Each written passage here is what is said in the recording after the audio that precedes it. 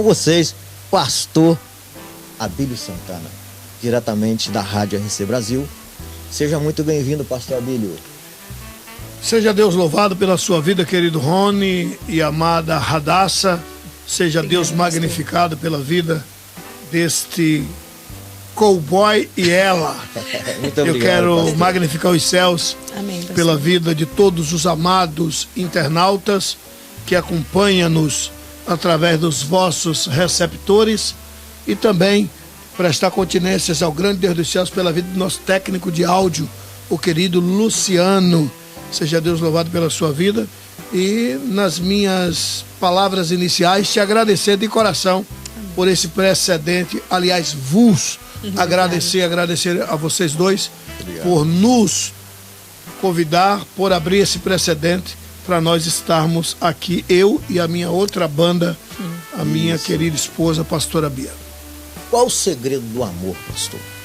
Um certo dia perguntaram para um grande pensador, e a pergunta foi: o que é o amor? E foi na época em que os gregos eram os responsáveis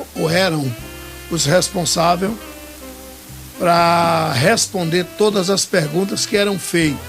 E fora feita a pergunta aos gregos: o que é o amor?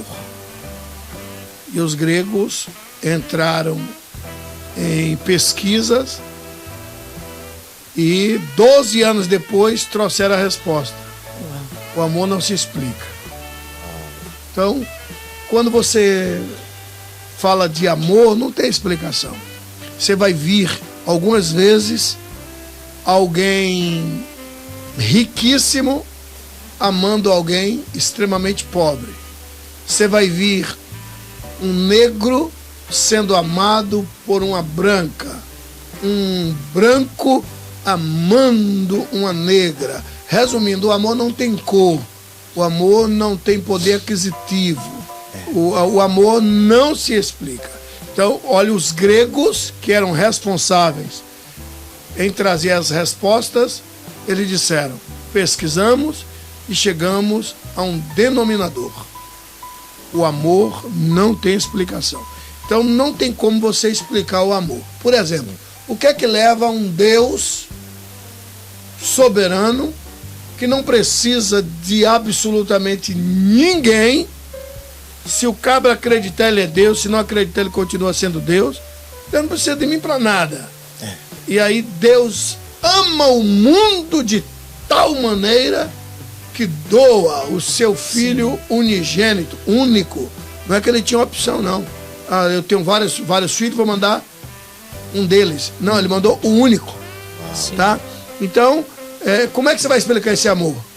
Não se explica. Não tem explicação. Não tem. Então, depois dessa fala, tentando explicar o inexplicável, então você não tem como explicar o amor. Não tem. Então, o que eu posso te afirmar é que eu caí na graça da minha esposa em ser amado por ela. Né? Eu não tenho dúvida nenhuma que eu sou amado. Sim. Amado mesmo. Então, algumas vezes você olha para Deus e pergunta como é que Deus gosta daquela pessoa, em que você sabe os defeitos daquela pessoa. Se você sabe os defeitos daquela pessoa, imagina Deus. Que sabe tudo. Sim. E aí você pergunta como é que Deus ama isso? E por que você sabe que Deus ama? Pelos resultados que você vê, né, do amor de Deus naquela pessoa. Né? Então, se tem amor, diz a Bíblia, o amor tudo suporta. Né? Daí está a prova de que nós então amamos. eu já quero entrar nesse assunto e vamos falar assim: pastor, e por que existem casais que de repente falam assim, depois de alguns anos: eu não amo mais, eu quero ser feliz, então para mim não dá mais? Então quer dizer que o amor, ele pode acabar? Ou o amor seria uma decisão da pessoa de não querer mais suportar as coisas que vem suportando e decidiu: não quero mais amar? Ou o amor acaba mesmo, na sua opinião? Querida irmã Radassa, querido irmão Ney. Eu falei Ney? Ronei. Rony Cowboy. Rony Cowboy. Falei Ronei, é ótimo. É, porque Querido Rony e amados internautas, eu não discuto com a autoridade no assunto. Eu não discuto. Sim. Quem me conhece de perto sabe que eu tive a graça, o privilégio de beber da fonte da humildade. Eu não sou humilde, mas um dia eu bebi, né? Até porque aquele que bate no peito e diz eu sou humilde, deixou de ser. Nem humilde diz que é. Mas eu bebi uma certa feita da fonte da humildade para não discutir com alguém que é autoridade no assunto. Então eu não sou autoridade para falar de amor, quando o amor acaba, quando o amor perdura. Eu posso falar da minha vida com a minha esposa. É isso que a gente quer saber. Agora, o porquê que fulana de tal deixou, quem tem a dor no pé é quem está calçado com sapato. Sim. Quem tem o sapato é que sabe aonde tem o calo, né? Sim. Eu só posso lhe afirmar que até que alguém me prove o contrário, e o meu carro tem marcha ré, né? Mas por enquanto nunca me disseram o contrário. Para mim o amor é perdurante, para mim o amor é infinito. Amém. É para mim, né? Algumas vezes você gosta, né? E todo gostar, existe um dia que desgosta. Sim. Né? Sim. Existe o querer. Querer é vontade. Vontade dá e passa, né? Agora o amor é infinito, né? Até porque a própria escritura é clara. Diz que o amor é infinito. Tem pessoas que lá no fundo diz o amor acabou. No fundo ele não tem convicção de que amava. Ele vai chegar e dizer, então, já que o amor é eterno e eu não amo mais, então não era amor. Então não era amor. Não era amor. Era uma atração física, né, sexológica, algo que atraía a beleza daquela pessoa. Sim. Uma atração física, né? Sim. Ou a própria necessidade, né? O cara necessitava de estar ali, né? Enfim, agora amor, né? O amor é infinito, até que alguém me prove o contrário. Antes, porém, vale a pena a gente proferir que tem pessoas que mesmo depois que aquele relacionamento finda, acaba, não está mais junto, mas continua amando. Sim. Porque o amor é infinito. Verdade. Né? Por amor a si mesmo, por amor próprio, porque você não tem como amar fulano mais do que você mesmo. Porque a essência do amor foi Jesus quem disse.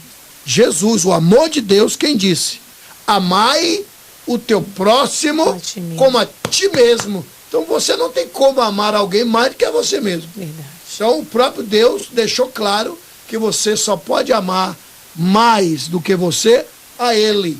Amar o Senhor teu Deus sobre todas as coisas, inclusive sobre você. Né? Você não pode amar a Deus igualzinho a você. Você tem que amar a Deus mais do que você se ama. Agora, amar alguém mais do que você, aí está longe. Então, eu só posso afirmar que pode continuar amando e não está mais juntos, porque a própria pessoa descobriu que tem que se amar. Se está com aquela pessoa é prejudicial, vai trazer morte na saúde, morte na paz, né? Enfim, emoções. Então, morte na vida cotidiana. Então, e a pessoa resolve dizer, eu vou continuar te amando, mas à distância, né? Mas o amor é infinito. Vamos lá, você tem alguma pergunta, amor? Pastor, o senhor veio do campo, né, do interior, né? Assim, da roça, como eu. Como que é pro senhor, assim... Solta o cabresto, cowboy. No cabresto, o senhor sabe montar, né, montar a cavalo, assim como eu, né, pastor? Cowboy, eu vou te ser muito preciso, eu vou responder, mas não tem nada a ver com a temática. Sim, não tem nada a ver com a temática. Mas vamos responder.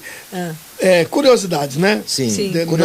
Não só sua. E tem muitas curiosidades. Não só sua, mas eu penso o seguinte, todo o repórter, você está fazendo o papel, vocês estão fazendo o papel de repórter. Agora, fala o que os seus seguidores internautas, no caso, aqui é um podcast, os rádio ouvintes, Sim. os telespectadores, Sim. né, gostariam de perguntar. Ah, mas isso né? com assim que eu certeza penso. eles iam gostar disso, pastor. Sabe por assim quê? que eu penso. Poucas pessoas sabem que o Senhor veio do campo, porque eu já comentei, teve algumas pessoas. Não, eu comentei com 2 pessoas falaram que não sabia, achava que ele morava em Brasília. Os nossos seguidores não sabem que o pastor... Não, porque tem muita gente jovem, pastor, que nos segue, acha que o sou senhor é velho. só...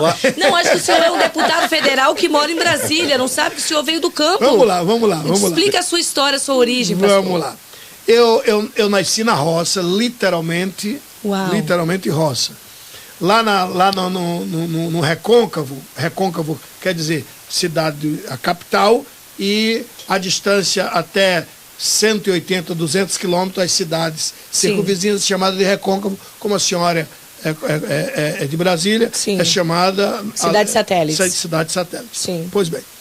Então, para nós lá no Recôncavo, eu nasci 180, mais ou menos, quilômetros da capital, mas no mato, na roça. Então, na década de 60, né, na década de 60 eu nasci, e lá na vila onde eu morava não tinha luz elétrica. Tá? Então, eu nasci no pé do curral, numa casa chamada Casa de Supapo. O que é Casa de Supapo? Vara e barro. Vara e barro, né? Vara e barro, que é chamada pra gente Casa de Supapo. E coberta de palha, né? Uau. Então eu tinha candeeiro, que a gente chama lá na região de fifó, em outros lugares de lamparina. Fifó, F. Uau, Fifó. não conhecia essa palavra. Lamparina. Não, lamparina já era com o bujão de gás. Essa é lamparina. Tá? Essa que o senhor está falando? Não, eu estou falando de candeeiro. Candeeiro. Fifó, querosene dentro. Querosene, entendi. Um pavio, uma trucida e fogo na ponta. Fogo na ponta. De natureza que foi aí que eu nasci. Né? Nasci no mato, literalmente, no pé do curral. Né? Quando eu nasci, minha mãe tinha essa coisa no interior, pegar o umbigo e enterrar no pé do curral. Né? Exatamente. Enfim, então meu sonho era ser vaqueiro, meu sonho era correr vaquejada, meu sonho era derrubar boi na boca do jiqui, enfim, que era a tradição nossa lá. Pois bem, no rodeio já é outra tradição de outros estados. Sim. Nós lá, no máximo, vaquejada. O boi sai correndo na frente. E o vaqueiro... essa do Embiga aí, pastor, desculpa. Sim, imagina. Essa do Embiga agora só mexeu comigo. Porque o meu foi enterrado também. O seu também foi enterrado? O meu foi enterrado. Isso é tradição do Nordeste. No curral. Mas agora eu tô curiosa. Mas por que eles enterram? É alguma... Não, é tradição. O doutor dá o negócio do embigo, a mãe vai lá. O pessoal do interior geralmente enterrava no pé do curral para que se fosse vaqueiro, era a tradição. Para mexer com aprendi gado. mais alguma coisa. Por isso que eu mexo com gado. Mas o meu umbigo, provavelmente Jesus deve ter ido lá. Jesus foi lá e tirou de volta. Não vai ser não. Vai ser vaqueiro não. Vai ser vaqueiro não. Mas o senhor provou, né? O senhor provou da vaquejada. Sim. Tá, então foi aí, foi assim. Até quantos anos viveu nesse lugar? Trabalhei no Cabo da Enxada até os 18 anos. Uau, Rony, parecido com a sua história, hein? Até os 18 anos, pastor? Até os 18 anos. Depois eu fui... E depois mudou de estado, não? No mesmo estado? Não, nunca saí do meu estado. Sempre no mesmo estado? Nunca saí do meu estado. Mas aí saiu do campo e foi para a cidade maior ou não? Saí de cidade, lógico. Sim. Mas do estado, não. Não, sempre lá na Bahia. É sempre na Bahia. Aí saí dessa pacata cidade, fui para... Quer dizer, meus pais saíram para Santo Antônio de Jesus, que dista aí uns 70 quilômetros, mais ou menos. E aí, depois, aos 13 anos... Meus pais foram morar em Salvador, né? Foram morar em Salvador, não, aos 8 anos de idade, né? Meu pai foi morar em Salvador, mas a gente ficou na roça, né? Resumindo, meu pai deixou manhã e nós continuamos aí, né? Sim. Nós continuamos aí. E depois de 18 anos, né? Nós já tínhamos, com 13 anos, mudamos de cidade, mas eu continuei trabalhando na roça. Depois, aos 18 anos, fui morar em Salvador, que eu me alistei para servir o Exército, aí servi nesse período. Nesse período o senhor já estava ministrando, já era pastor? Já, não, pastor não. Mas já ministrava? Já ministrava. Uau, bem jovem. Porque na nossa igreja, quando eu digo nossa igreja, não falo de denominação. Você só não prega só se for pastor. Você prega como líder de jovem, você Sim. prega, enfim. Então, Sim. comecei a pastorear já aos meus 21 anos. Uau, muito novo. Mas eu já ministrava. Já ministrava nas outras desde a cidades. adolescência.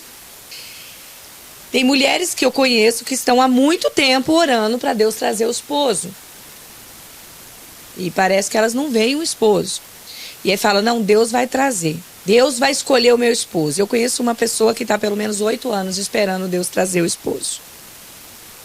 E aí, biblicamente, o Senhor escolhe ou é a gente que A escolhe? senhora está falando de salvação. Não, tô falando de casamento Não, agora. casamento. Não, falando casamento para trazer o esposo. Para trazer para onde? Para casar. Tô falando de mulheres tá, que estão se esperando preparando pra para casar. casar. Porque eu lido com muitas Não, mulheres assim. Entendi. Nós estávamos falando de casamento, já mulheres Vai morrer casadas. esperando. Vai morrer esperando. Então fala aí para a câmera, pastor. Porque tem mulheres que acham que Jesus vai escolher o marido para elas. Veja bem. Volto a repetir.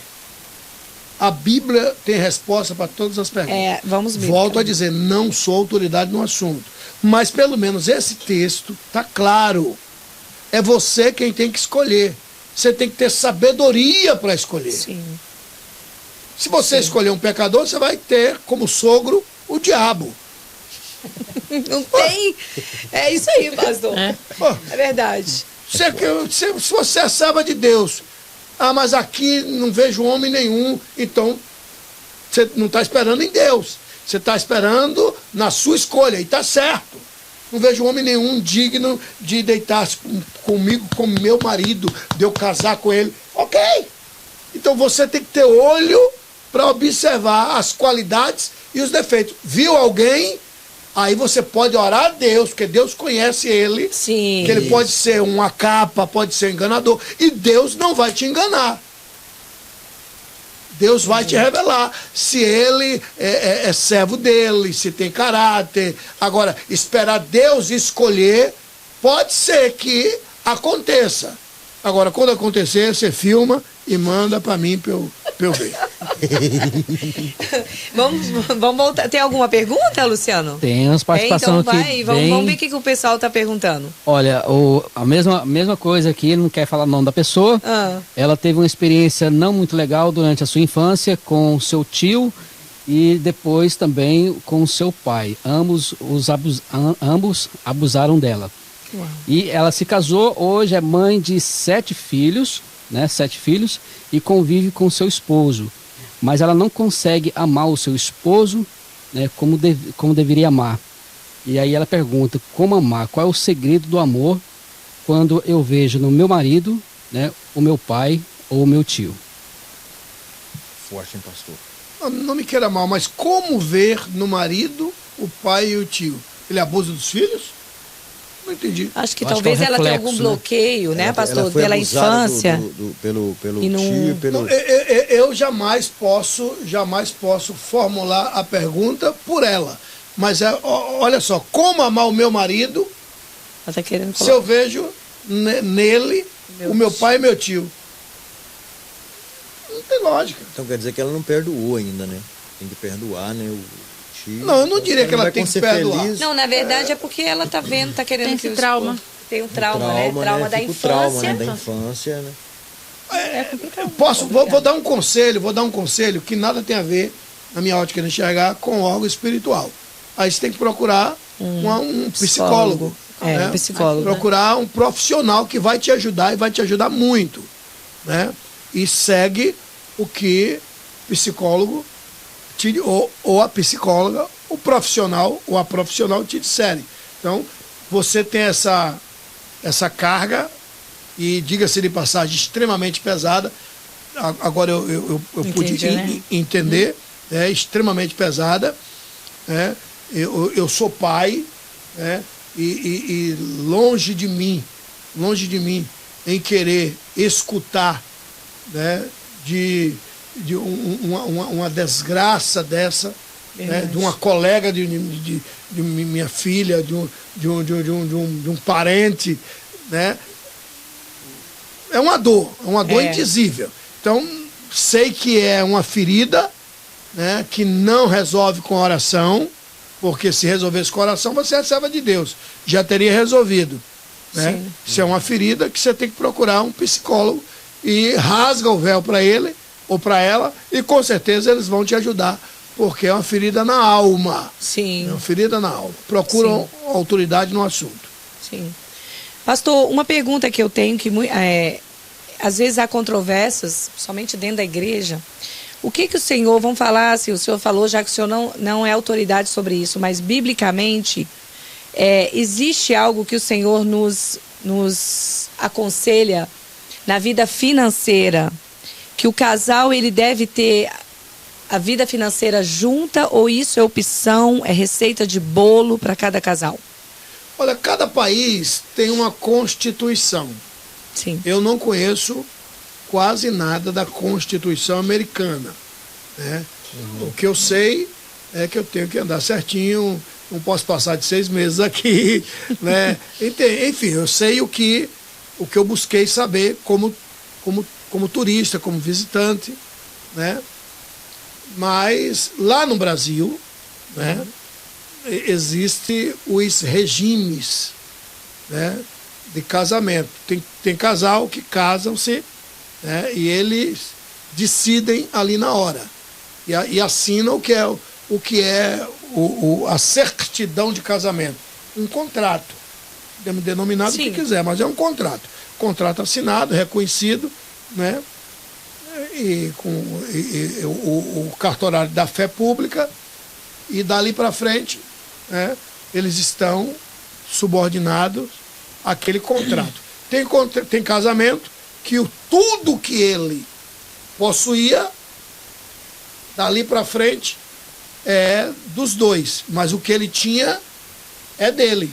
Tem caba que casa com trilhões e dali para frente ele, né, e a esposa, né, juntos. Né. E tem casais, por exemplo, assim, que depois que casam, eles resolvem que vão ter as contas juntas. Tem outros que falam, não, você com as suas contas, com a minha. O marido paga as contas, o meu dinheiro é meu. À luz da Bíblia, a gente tem algum conselho nisso, ou o Senhor nos deixa... Então, como eu vinha falando sobre o regime do Brasil, né, então, isso é o que diz a Constituição. Agora, fora a Constituição... É, isso que eu quero saber. Né, fora a Constituição, um acordo, né, daí basta conversar. Né, basta conversar. Porque ambos são uma só carne em todos os sentidos. Sim. Todos os sentidos. Sim. Todos os sentidos. Sim. Mas aí você haverá de convir que, uma vez unindo os corpos, são temperamentos diferentes, cultura diferente. Ele tem 25 anos, um exemplo. Ela tem 20 anos. Ela tem 20 anos vivendo a vida dela.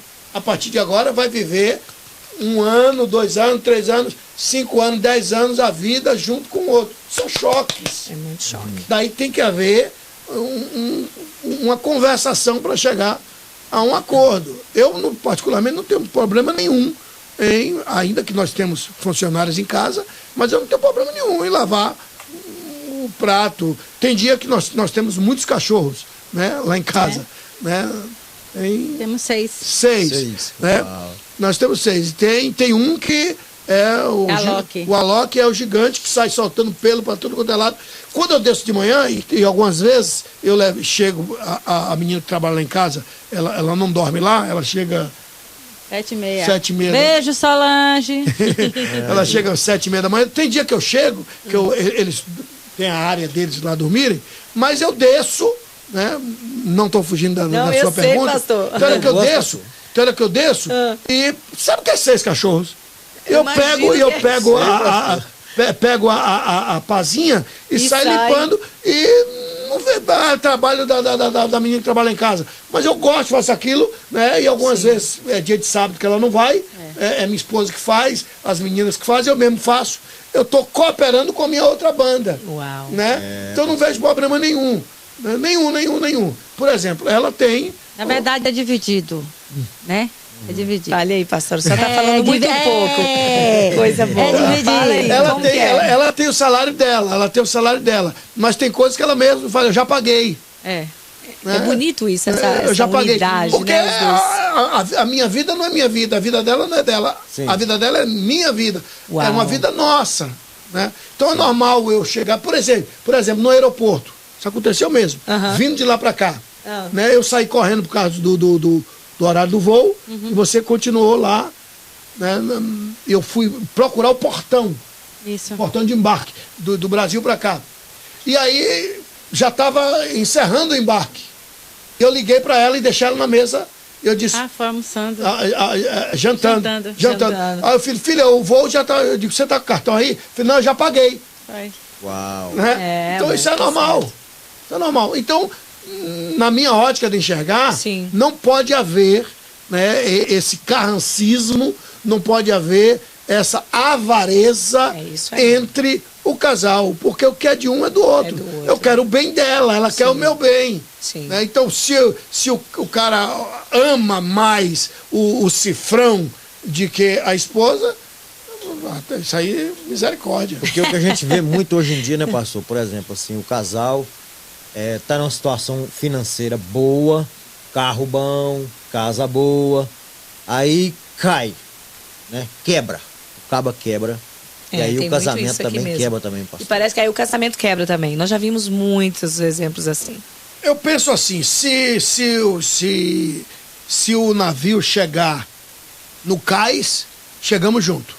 Se o navio afundar, a gente afunda junto. É isso, é Se amor. vamos vencer junto. Junto. Então o que é meu é dela, o que é dela é meu. E Esse é o o que segredo. eu diria para os casais é que libertem-se disso. Tá? Liberte-se disso. Tem R$1, é dos dois. É isso aí, É pastor. assim que eu penso. É Tem quando 1 milhão, tem é muito, dos é quando dois. tem pouco. Lógico. Nós estamos juntos, né? Lógico. E esse amor, ele é construído. Lógico. Eu penso muito, na minha opinião, não sei se o senhor concorda, que o amor é uma decisão também. Lógico. Eu decido amá-lo e a gente vai construindo. E esse amor, ele vai aumentando.